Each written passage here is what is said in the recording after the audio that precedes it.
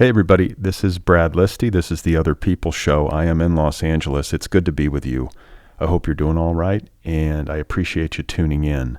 Don't forget to subscribe to this show wherever you listen. You can also subscribe on YouTube. Follow the Otherppl podcast on social media, TikTok, Instagram, Twitter, and Blue Sky. So today is Friday. It is time for another flashback episode. Today I'm going to be sharing an outtake from episode 327, my conversation with Frederick Barthelme.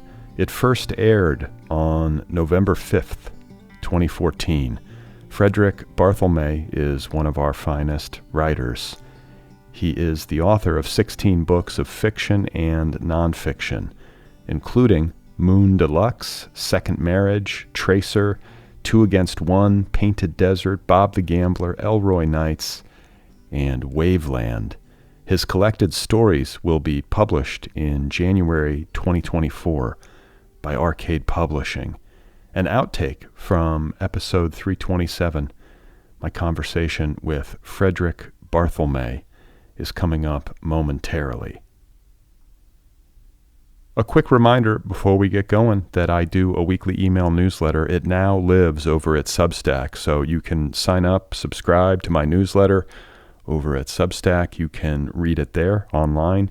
It's a little bit more user-friendly. The newsletter is basically my way of reminding you or letting you know each week about the latest episodes of the show. I also share links to things that I've been reading and finding interesting. So if you want to hear from me once a week in your inbox, go over to Substack, search for me by name, and subscribe to my newsletter. As well, you can join the Otherppl Patreon community, help keep this show going into the future over at patreon.com/otherppl-pod. All right, so today's flashback features an outtake from my conversation with Frederick Barthelme in episode 327. It first aired on November 5th, 2014. A reminder that the full episode 327, is available in the feed. So if you like what you hear in this flashback, in this outtake, and you want to go in for the full conversation, you can do that. Just look for episode 327. All episodes of the Otherppl podcast are available. All right? Let's get to it. Here I am talking with Frederick Barthelme.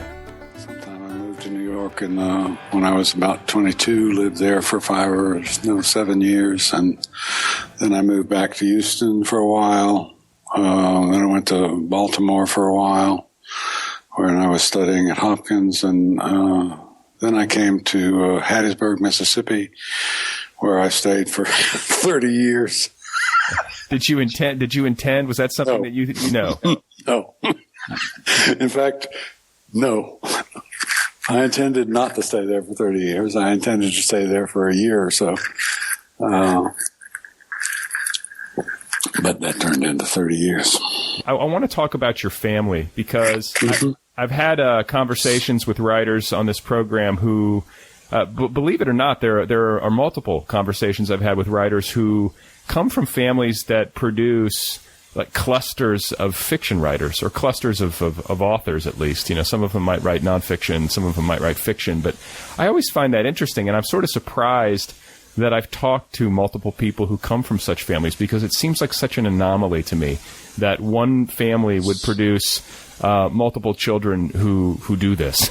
So how did it happen? How did it happen in your family? And do you have any ideas on that? Yeah, I think that there are a couple things. Both of my parents were extremely literate.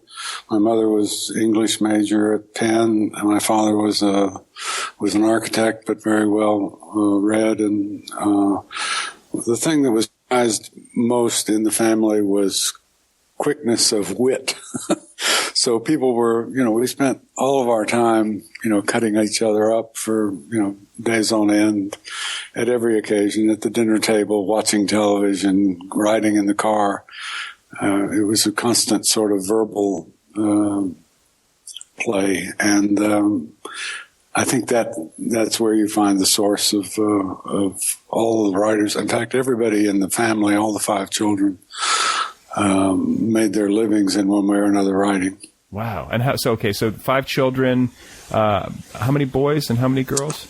There were 4 boys and 1 girl, if I remember correctly. Right. And your parents encouraged this, obviously. And your father being an architect, that's obviously that's a little bit different than the fine arts, but there's definitely a fine art aspect to architecture and design. Yeah. And I always find, too, that, like, there's something to be said about having an architectural approach to the novel, because they're not dissimilar. And a well-structured novel or a well-built book feels in some way similar to a well-built structure or building. Yeah, your building is the central sort of idea in both cases.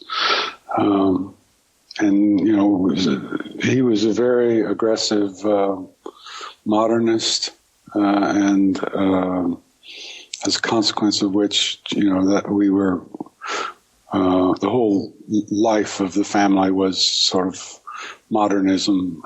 He built a house in, I think it was 39 or thereabouts, which we lived in until we reached our moving away period. It was a very modern house and well known in Houston at the time. Since been torn down, of course. Oh, really? For some nice condos. Some pretty condos they were building. Yeah. Okay. So, what was the house like when you say modern? Just because I think maybe some listeners might not know exactly what that means. It was sort of Corbusier out of Nice. A big central room that had like 10-foot ceilings and was, 22 by 35. That would be the living room, dining room. Some auxiliary space on one end, spiral staircase going up to a single room upstairs, and then bedrooms slung off of this space in various ways at both ends of the house, one for the parents and the children at the other end of the house. And so why was it, and it was just torn down because some developer decided they wanted to plant a bunch of condos there? Yeah. That's a bummer. Yeah. Well, at a certain point that happens. It was, it was on all the sort of Houston registers for houses, but for, architecturally significant houses, but that doesn't really count in Houston. Houston is more about, tear it down. Tear it down. Yeah. Put in some, like you got to squeeze more money out of that, that acreage, Progress. So you're raised, by an architect. Do you find that, like, were there things that, he taught you that later filtered into your work? Like, were you getting an aesthetic education from him in a way that felt really explicit, or was it more one of those things where you just sort of picked it up by osmosis, accidentally along the way? No, absolutely. The whole process was learning from the time you could walk. We were all involved in one way or another in his life, the buildings he was designing, the charrettes he would be involved in, or the competitions he would be involved in, and in working around the house. Like he decided we needed to convert the driveway to shell, so we all spent hours and hours shoveling oyster shells into the parking lot, because that was, at some point, this is in the 50s sometime, that was something we needed to do. It sounds like he was kind of like restless in terms of his projects, like he was tinkering a lot. Yes, the house was constantly under redevelopment. From the time it was built in 39 to, he spent the last, 4 or 5 years that he had the house drawing and redrawing endlessly, new designs for the front of the house, thinking that he was going to, at that late stage, redevelop it. And, could never find anything satisfactory. The failure to find something satisfactory was the key to his entire operation, I think. So, but it sounds like it was kind of a laboratory for him, but was it also sort of a repository for kind of a restless spirit? Was he? Sure. Both? Absolutely. Yes. Of course. I mean, the kids, all of those aspects of the life we lived in that house were sort of taken and internalized by all the children in various ways. And you were raised Catholic? Yes. Okay. I say that because he was not Catholic. My mother was. He was Catholic, but he was not practicing, I guess. My mother was practicing. We were practicing Catholics until we escaped. Until you, as was I. But, you were educated in Catholic schools. I mean, yes. Did that have an impact on you? Only to a dissatisfaction with khakis. The uniform. Yeah. Was it a co-ed situation, or were you in an all-boys school? Co-ed. Okay. Well, at least you had some girls around. Yeah. I had a big problem in Catholic school for a while, and one of the anecdotes is that, and some of this I sort of remember and some I don't. A teacher threw something at me, and I threw it back at her. And then I went to school in the nuns. What do you call it? It's not a rectory for nuns, whatever it's called. The nunnery? Yeah. The nuns ran the school, so I had to go to school in the nuns' housing area for 6 weeks alone. Wow. It's like solitary. Yeah, it was great. The teacher said that I made various remarks that I don't recall making, but other people believed the teachers. And so I went to school for 6 weeks, day in, day out, in the convent. There it is. It came back to me, convent. There it is. Yeah, that's right. So was there a competition among you and your siblings growing up? I mean, I know you guys were engaged in kind of a battle of wits, which seems healthy and normal, but especially as you get on in life and, your brother Donald's publishing and having a lot of success and, you're trying to do it and other siblings are trying to do it. Like, how did that dynamic take shape and how did it affect you? What I'd say about that is that there wasn't a lot of, there was a lot of competition in the same way that we had grown up with the competitive sort of shooting each other with language constantly, but there wasn't any deep set, concern in that way. Everybody was very pleased when Don started having his success. This was about, I guess, in the early 60s, 63, 64. And then there just wasn't a lot of sort of, there were a lot of jokes about it. My brother Steve, who was younger, I remember on one occasion, Don had come back to Houston for some reason, and he wanted an ashtray. There were no ashtrays, for example, in the house for some reason. I don't remember why. So he went to the store and he got an ashtray, and we were all sitting around the dining table, and he said to Steve, he said, have you seen my new ashtray? And Steve said, well, I don't know. Was it in the New Yorker? So there was that kind of thing, but jibes. Yes. But nothing more than that, no. And did it make it any more difficult for you? I mean, I've got to imagine, like, coming up behind somebody who's publishing in the New Yorker, like, that sets the bar pretty high. Yeah, it was awful in that regard. I mean, the problem was, of course, that he had such an enormous and attractive success that there was a limit to what you could do. You had to get outside of what he did, and it took me a very long time to figure out how to get outside of what he did. Well, yeah, I mean, is there a pressure, when your brother is having that kind of publishing success and is, I think aesthetically and stylistically so notable, is there a pressure to sort of follow in those footsteps or to go in the opposite direction? Like, how do you find your own thing? Well, the thing you have to understand is that sensibility that he brought to the writing at that point was basically a family sensibility. That's what what all of the foregoing wants to suggest. It was basically what we did all the time in the family. he was particularly good at it. and of course he figured out a way to turn it into a new form of fiction. But, it was the family sensibility, so that it was, it fell naturally to all the rest of us. And so when I started writing, or when Steve started writing fiction, what we did was essentially the same sort of thing, or at least in the sort of ballpark, that Don was working in. And I used to send work to Roger Angel at the New Yorker, who, has remarked publicly, I think, that he got work from me and it was just like Don's, and he couldn't buy it because he already had one of those. Right. So it was some years later, after I had sort of gone through all that. I was mostly a painter as a younger person. I was visual artist and a conceptual artist and so on. I got to writing later after I lived in New York a while and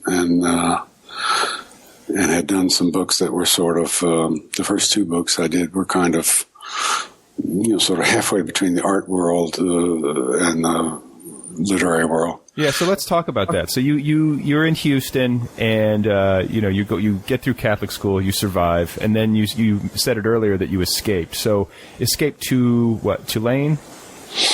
No, I escaped the the Catholic Church, basically, and it changed the way you looked at things, but this became very soon after that was the 60s and, the whole world of that. And we had, of course, a band, and the band was quite successful as crazy. You're talking about Red Krayola. Yeah. It was known as a sort of psychedelic band, but it wasn't really so much psychedelic as it was sort of influenced by Cage and all the art music people of that sort. And so we sort of combined that with rock and roll and made a couple records, which are still out there. You can Google them and So was this post college that you were in Red Krayola, or was there what how did it all go timeline wise?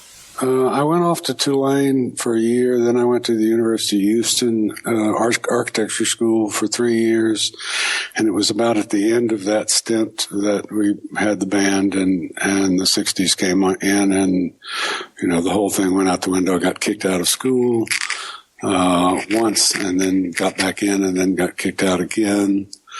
So I never took an undergraduate degree. Why'd you get kicked out? Did you have bad grades? No, well, yes. In the architecture school, the story is that the guy wanted us to design a parking garage. This was just after Paul Rudolph had done the parking garage at Yale that everybody was talking about in the architectural world. And, my father thought this was stupid, and I, following my father, thought it was stupid too. So I did a multimedia presentation instead of designing a parking garage, where I put the professor in the middle of the room and shot him with, six audio tapes, 4 videotapes and slide projectors, and shot him all across him and trying to suggest to him that his idea was dumb and that here was some interesting stuff. And he didn't think it was interesting. And that was it.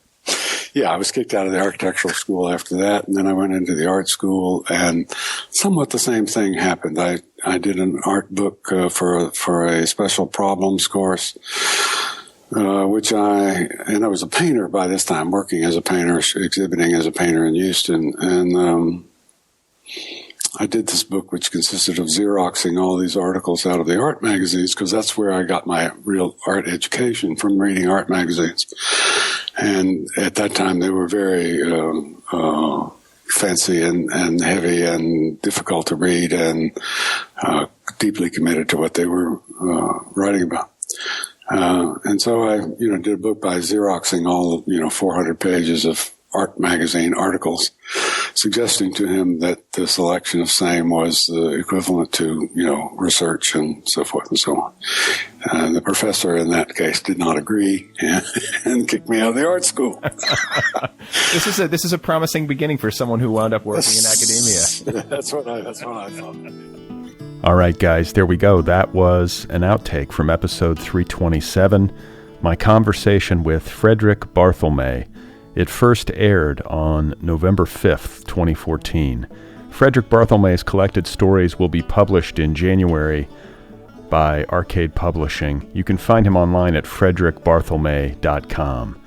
Don't forget to subscribe to this show wherever you listen. You can also subscribe on YouTube, follow the podcast on social media, TikTok, Instagram, Twitter, and Blue Sky.